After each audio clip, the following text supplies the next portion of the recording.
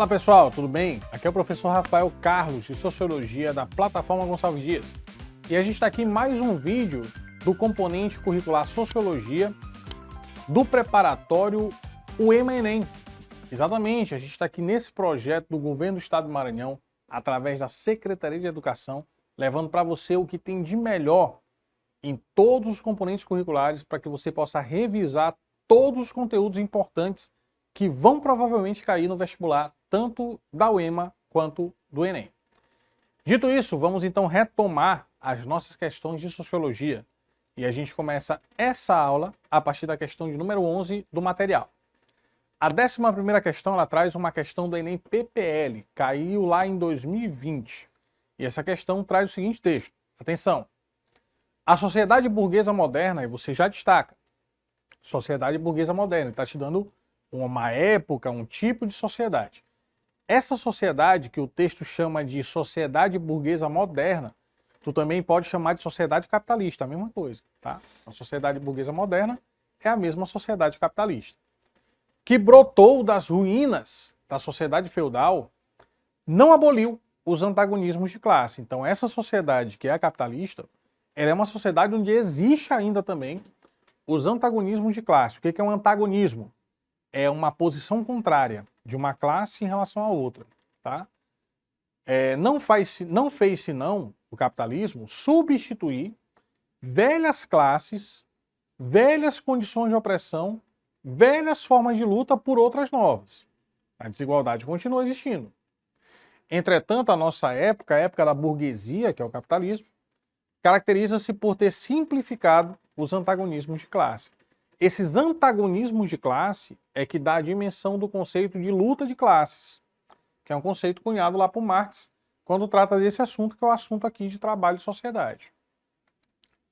Na perspectiva dos autores, Marx e Engels, os antagonismos, essa posição de contrariedade entre as classes sociais no capitalismo, decorrem da separação entre aqueles que possuem, que detêm os meios de produção, e aqueles que o quê? Então ele está te perguntando aqui sobre as classes dominante e dominada no capitalismo. A classe dominante, que é a burguesia, detém os meios de produção, são os donos dos meios de produção.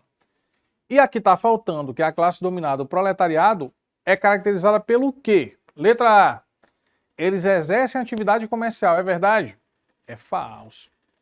Inclusive a própria burguesia surgiu no comércio, então na verdade os comerciantes originalmente é que vão dar origem ao que depois serão os burgueses.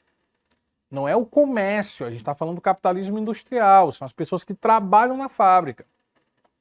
São as pessoas que vendem a força de trabalho, correto, porque o proletariado, como ele não detém os meios de produção, para produzir o que ele necessita, ele tem que vender a força de trabalho, que é o tempo dele, a energia, a capacidade, a disposição, a habilidade de trabalhar. E aí, em troca disso, ele recebe o dinheiro, que é o salário, e com esse dinheiro ele vai comprar algumas coisas ali que ele precisa, né, para sobreviver no dia a dia.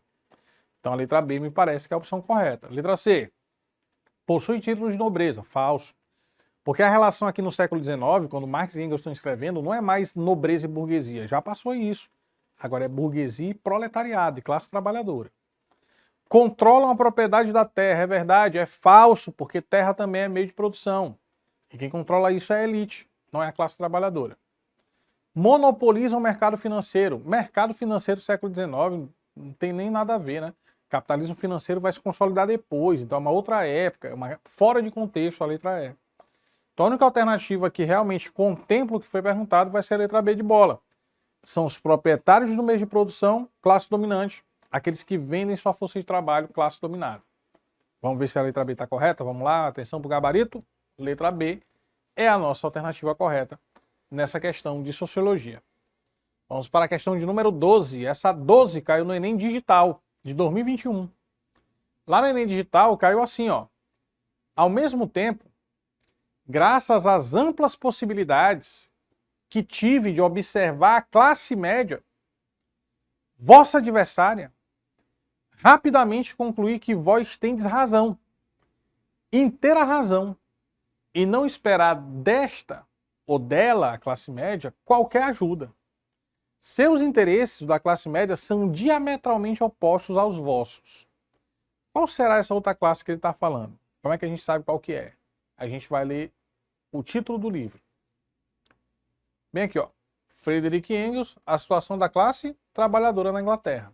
Então ele está comparando a classe média com a classe trabalhadora, com o proletariado, dizendo: proletariado, não espere nada da classe média. Por mais que eles digam que apoiam vocês, eles não de verdade estão do lado de vocês. Mesmo que ela procure a classe média incessantemente afirmar o contrário e vos queira persuadir que sente a maior simpatia por vossa sorte, mas seus atos desmentem suas palavras. Então a forma como a classe média age desmente o discurso dela em relação à classe trabalhadora, segundo Friedrich Engels. Tá? É tipo aquela figurinha do WhatsApp: muito bonito que você falou, pena que eu te conheço. Eu sei que tu não é assim, que tu não age desse jeito. É assim que Engels está se referindo à classe média na Inglaterra. Dizendo para a classe trabalhadora não esperar nada deles, porque eles não apoiam a classe trabalhadora. Mesmo que eles digam que são a favor, que se compadecem, mas segundo ele não é verdade, porque a forma de agir é diferente. No texto, o autor apresenta delineamentos éticos do comportamento, que correspondem ao quê? Então essa relação de uma classe com a outra, que uma é adversária da outra, tem a ver com letra A, conceito de luta de classe. Faz sentido? Total. Porque a luta de classe ela não é uma luta física necessariamente, ela também é ideológica. Então se a ideia de uma classe é antagônica da outra, se o interesse de uma classe é contrário ao do outro, tem um conflito.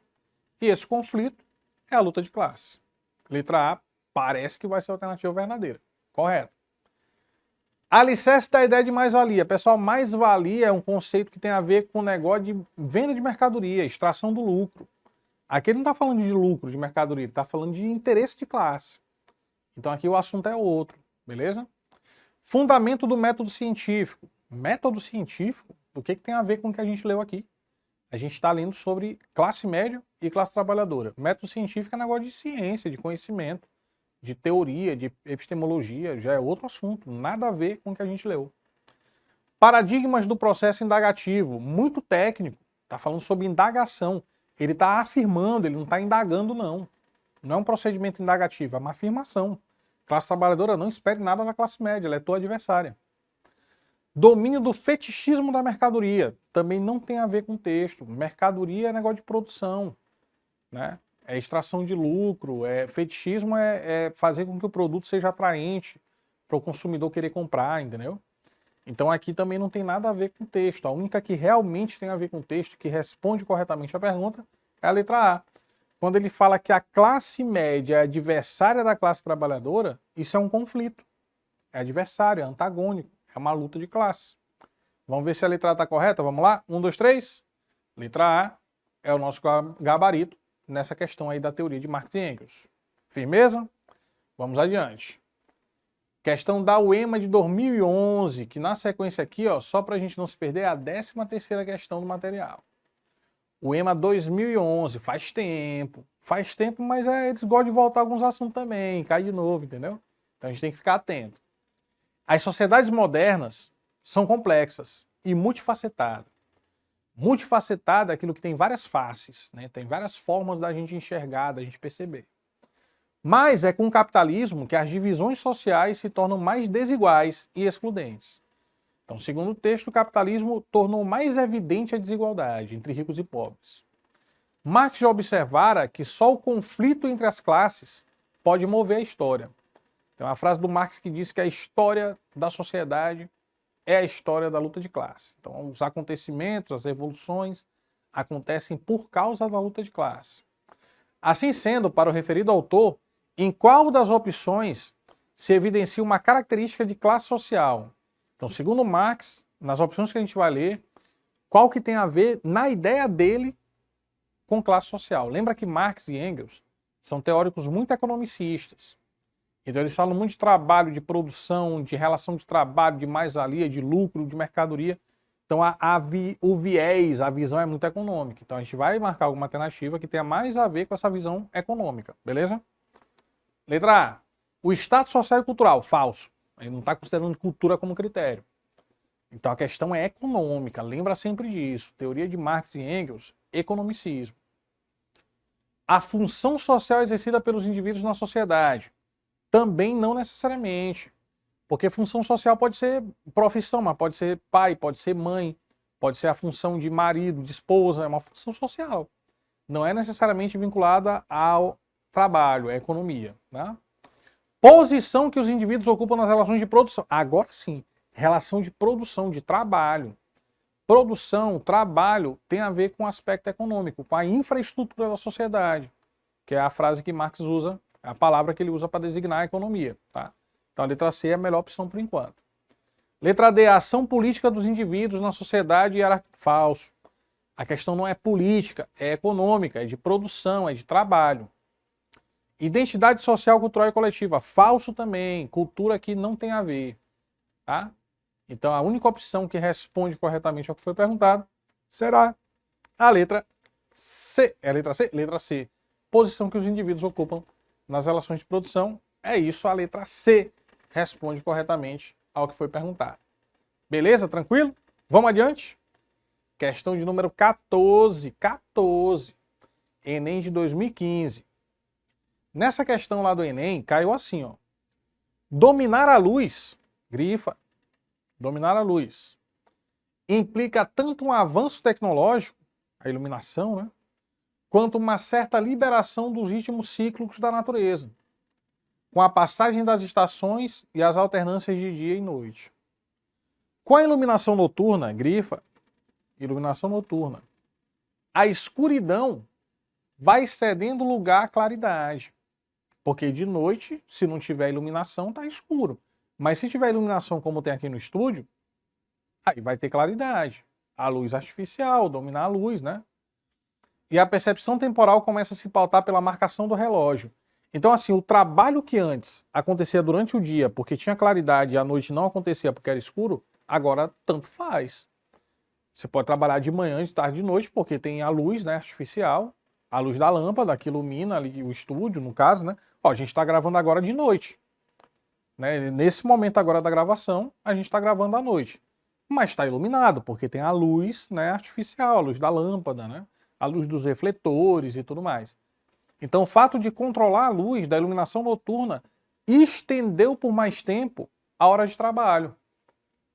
Então a pessoa pode trabalhar de madrugada, por exemplo, porque tem a luz artificial. Antigamente não se podia. Então existia um ritmo da natureza. Começou a escurecer, não dava mais para trabalhar, o pessoal tinha que ir para casa. Agora não é assim. As pessoas trabalham também de noite. Tá? Se a luz invade a noite, perde sentido a separação tradicional entre trabalho e descanso. Todas as partes do dia podem ser aproveitadas para trabalhar produtivamente. Vamos para a pergunta. Em relação ao mundo do trabalho, a transformação apontada no texto, que foi a questão da iluminação noturna, de controlar a luz, teve como consequência o quê? Qual a consequência disso? O efeito da iluminação à noite, de controlar a luz. Letra A. Melhoria da qualidade da produção industrial. Não necessariamente. Uma coisa não está necessariamente vinculada à outra.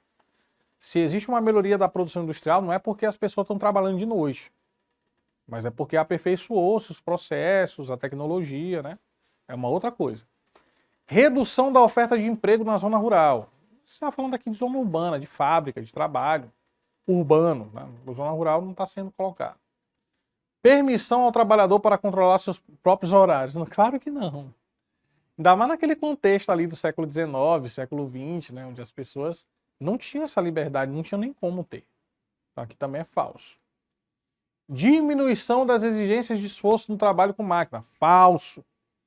Ninguém diminuiu esforço, não, e nem exigência. Ampliação do período disponível para jornada de trabalho. Correto. Porque se antes, quando anoitecia, já tinha que ir embora, agora não. Agora de noite tem iluminação artificial, tem a luz, né, do poste, da lâmpada, então dá para continuar trabalhando. Amplia-se esse período disponível para o trabalho e a produtividade. Letra E é a nossa opção correta. Vamos só conferir o gabarito para ver se é mesmo. Letra E é a opção correta na questão número 14. Vamos para a 15ª questão do material de Sociologia. Essa questão, que é a 15ª, ela é do Enem PPL 2012. Faz um tempinho também já. E caiu assim, ó. Outro importante método de racionalização do trabalho industrial foi concebido graças aos estudos desenvolvidos pelo engenheiro norte-americano Frederick Winslow Taylor. Taylorismo.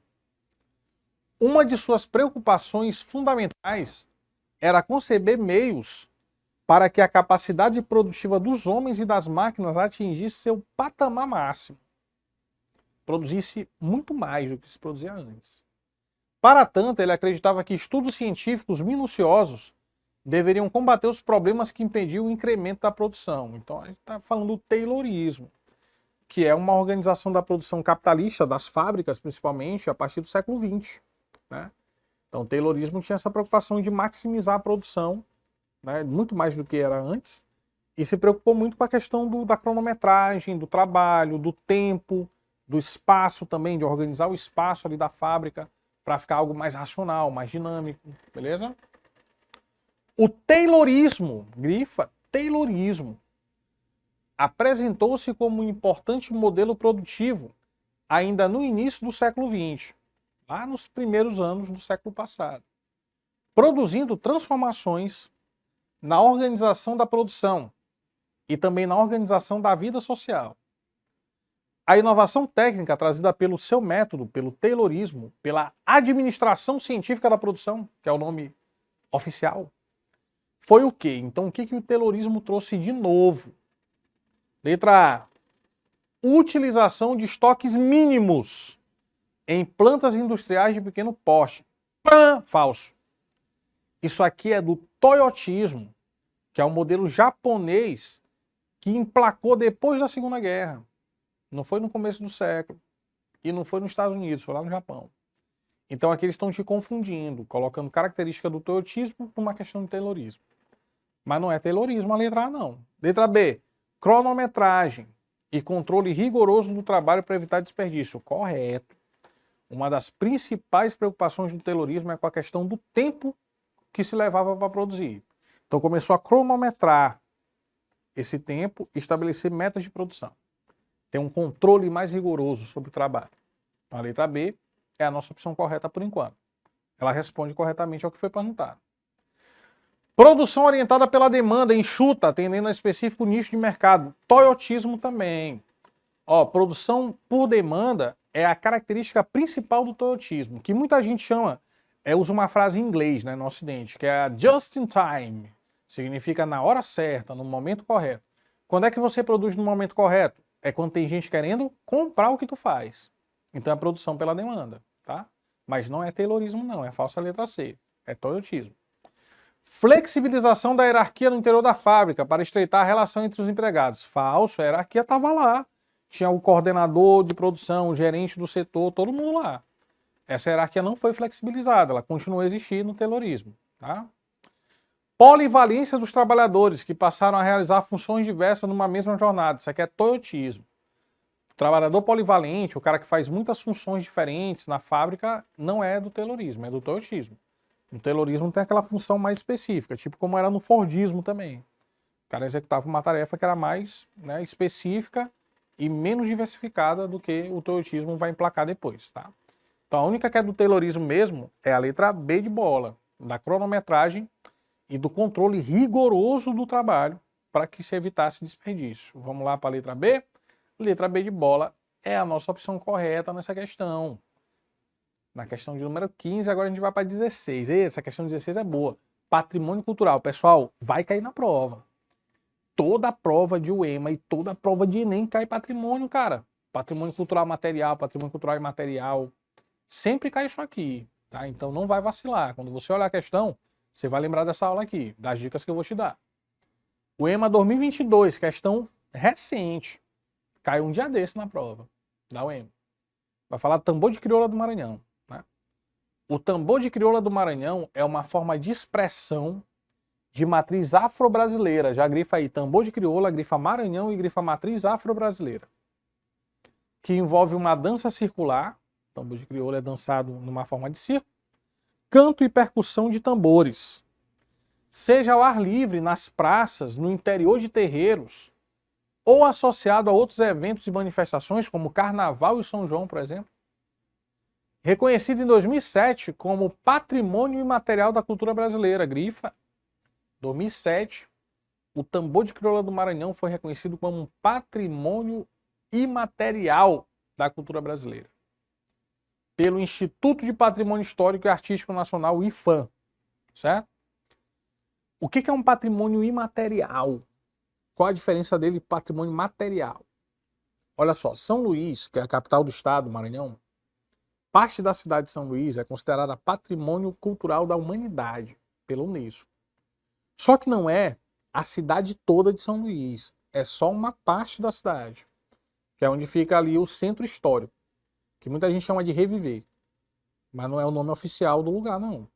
Aquele bairro ali é o bairro da Praia Grande, aquela região é o centro histórico. Reviver é o nome de um projeto do governo do Maranhão que teve nos anos 80 para poder reviver aquela área. E aí eles fizeram modificações, colocaram a fiação dos postes por baixo. Por isso que não tem poste igual tem, né, nos outros bairros lá no centro histórico. Os postes eles são aquelas luminárias, parecem coisas antigas e tal, porque a fiação está toda por baixo da calçada, entendeu? Então fizeram essas mudanças para ficar mais com a cara, né, de uma época antiga, entendeu? Por isso o nome Projeto Reviver. Mas enfim, ali você tem vários casarões, um conjunto belíssimo de azulejos portugueses, franceses, até holandeses também. Então você tem as pedras de cantaria, as ruas de paralelepípedo, você tem toda uma construção do espaço que é patrimônio. Como são casarões, né, como é uma coisa construída, é um patrimônio material. Agora, quando você fala tambor de crioula, você fala de uma expressão artística, de música, de dança, de devoção, muitas vezes também, de prática, celebração. Então aí é imaterial, porque não é um prédio, é uma manifestação, é uma dança, é uma música, entendeu? Então nesse caso a cultura mesmo, nesse sentido, está muito mais associada à imaterialidade. A forma de fazer, a devoção, a prática, a celebração, ao rito. Por isso que é patrimônio imaterial e não patrimônio material. Trazida para o estado por escravizados de diferentes regiões africanas nos séculos XVIII e XIX, como divertimento ou uma forma de louvor e de pagar promessa a São Benedito, que é um santo negro, ao ser reconhecido como um patrimônio cultural e material brasileiro pelo IPHAN, o tambor de crioula conquistou um lugar de destaque entre as expressões culturais brasileiras. Aí a gente tem uma fotografia do tambor de crioula sendo dançado de forma circular, a moça aqui dentro da roda, né, o pessoal tocando o tambor do lado de fora. Essa manifestação cultural maranhense, que é o tambor de crioula, foi reconhecida como cultura imaterial por quê? Por qual motivo o tambor de crioula foi reconhecido como parte da cultura imaterial do Brasil? Letra A. Porque ela expõe bens tangíveis. O que é uma coisa tangível? É aquilo que você pode tocar. Bens tangíveis de celebrações africanas, como as danças que, ao serem desenvolvidos no Brasil, passaram a representar todos os brasileiros. Tem duas coisas erradas. Primeiro, não são bens tangíveis, porque é imaterial. Segundo, elas não representam todos os brasileiros. O que o brasileiro lá do sul tem a ver com o tambor de crioula do Maranhão? Não é da cultura deles. Não é da origem da região deles. Étnica, cultural, entendeu? Então não são todos. É bem específico. Disseminar cânticos de origem africana. Então, o tambor de crioula é patrimônio porque ele dissemina cânticos de origem africana. Não se canta em português, não, tambor de crioula? Também, né? Entre os afrodescendentes, tem muita gente que não é afrodescendente, mas também dança tambor de crioula. Garantindo a modernização desse padrão cultural. Falso, nada a ver. Letra C. Externamente, a diversidade das expressões culturais brasileiras, tais como brincadeiras e instrumentos musicais desenvolvidos no Nordeste. Ficou estranho essa letra C, né? Parece que está faltando alguma coisa, não está a ideia completa, não. Letra D, porque o tambor de crioula compõe práticas, correto, celebrações, correto, representações, conhecimentos e técnicas, que expressa a vida cultural de comunidades e grupos sociais, no caso os afrodescendentes, correto. Então a letra D seria a nossa opção mais adequada por enquanto. Letra E, porque o tambor de crioula reúne elementos universais da cultura brasileira, falso. Não é em todo o Brasil que tem tambor de crioula.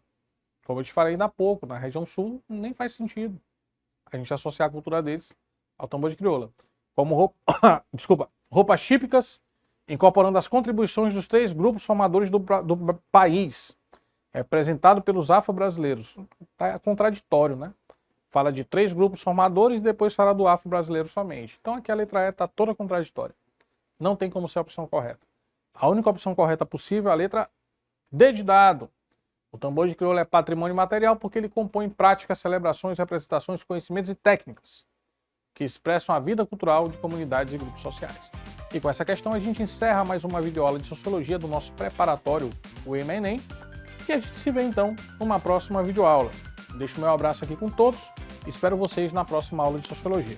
Um abraço, tchau, tchau!